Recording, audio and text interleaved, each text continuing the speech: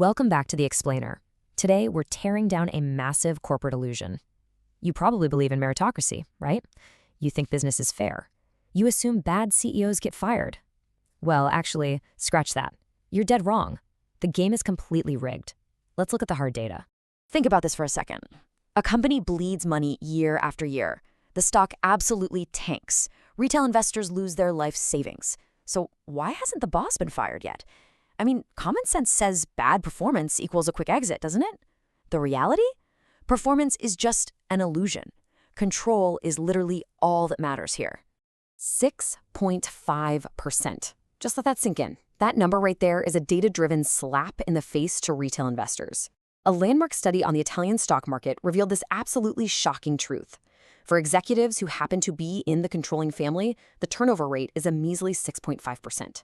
Even when they are actively burning cash, their jobs are practically bulletproof. You or I get fired for incompetence, they don't. Section 1. Bad returns, safe jobs. Okay, so this data brilliantly illustrates the double standard at play here. Look at one side, the hired help, the non-family executives. When returns drop, they are ruthlessly fired at an 18.4% rate. They are the scapegoats. But on the other side, the family elite, completely untouched at 6.5%. The company crashes and burns, but the normal rules of capitalism, they simply do not apply to them. Moving on to Section 2, the family power game. So how exactly do they maintain this iron grip without actually owning 100% of the stock? The answer lies in some pretty brilliant structural engineering. This map of the Pacenti family group, it looks like a confusing maze completely by design. Controlling families use these stacked, layered companies to establish maximum control over an entire empire while taking on minimal personal financial risk. Basically, minority shareholders fund the playground.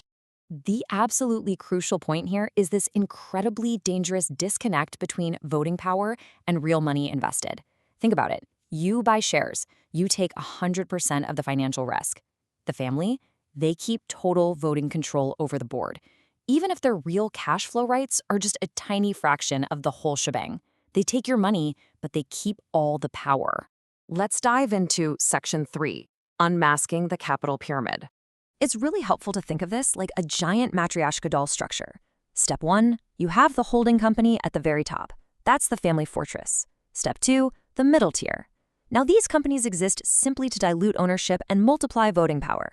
And then Step 3, the bottom tier. This is the retail trap. Absolute control cascades all the way down. But the financial risk, that gets violently pushed down to the bottom, straight to you. 27%. That is a devastating market valuation penalty. If you invest in a company trapped at the bottom of one of these pyramids, its value actually drops by up to 27% compared to an independent firm. The market isn't stupid, right?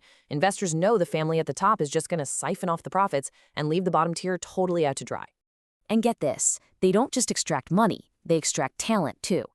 The internal job market acts like a sort of talent farm. Down at the bottom tier firms, turnover is a brutal 16%. They ruthlessly screen out the weak managers. But when they find a superstar, boom, promoted straight to the top holding company to serve the family. Up there, turnover drops to a very cozy 6%. The bottom takes all the risk, the top takes all the reward. So, what's the fix? Section 4, antidotes to toxic management. Is there actually any hope here? Well, here is the first data-backed antidote: skin in the game.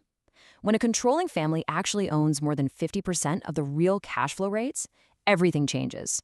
Suddenly, it's their own actual wealth on the line. When it's their own money burning, bad managers finally get fired.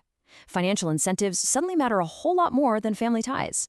The second antidote is something called a voting syndicate. Now, I know it sounds fancy, but it's actually pretty simple and super powerful.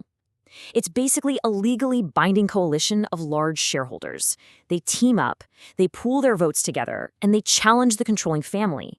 When that absolute control is finally broken, corporate governance drastically improves.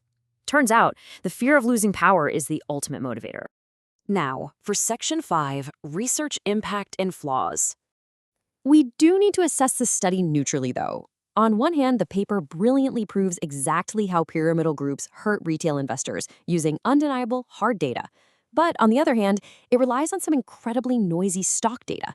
And worse, it kind of ignores a massive reality. Hostile takeovers are practically impossible in Italy, so the data doesn't quite tell the entire global story.